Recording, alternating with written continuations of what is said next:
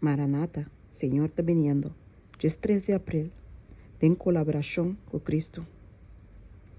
Ami te mata de Wendrive, boso te ramanan. E songo queda de mim, e ami denche, e seita de uma roupa e fruta. Passo uma separada de mim, boso não por assim nada. Juan 5, versículo 5. E fim da cerca. Deus te chama a igreja para pôr na ordem e coisas que te ainda te queda. Como traidor junto com Deus, você está o fortalecedor do Senhor, para ir para outro junto com você em reino. Você me está Deus sua agente na vivo, canal de luz para o mundo. E onde você tem ángel na mandar for de cielo, que tem encargo de Cristo, para sostener, fortalecer e apoiar você, de nosso trabalho para a salvação de alma. Destacar, separar e estar distinto fora do mundo.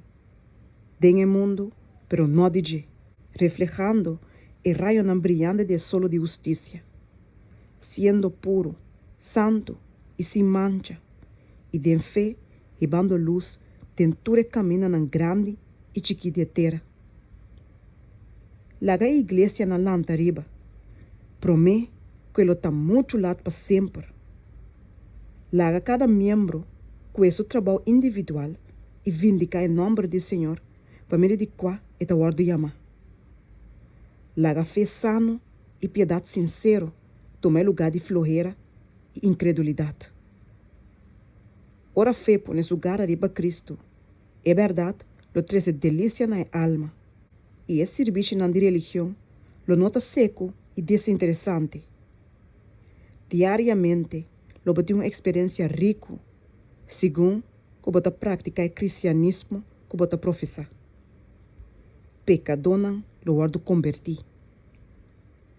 O que tu rende por lanta arriba e manifestar no mundo com a fé, tão fé vivo, com crises vital da delante do mundo e que Jesus lo viene pronto.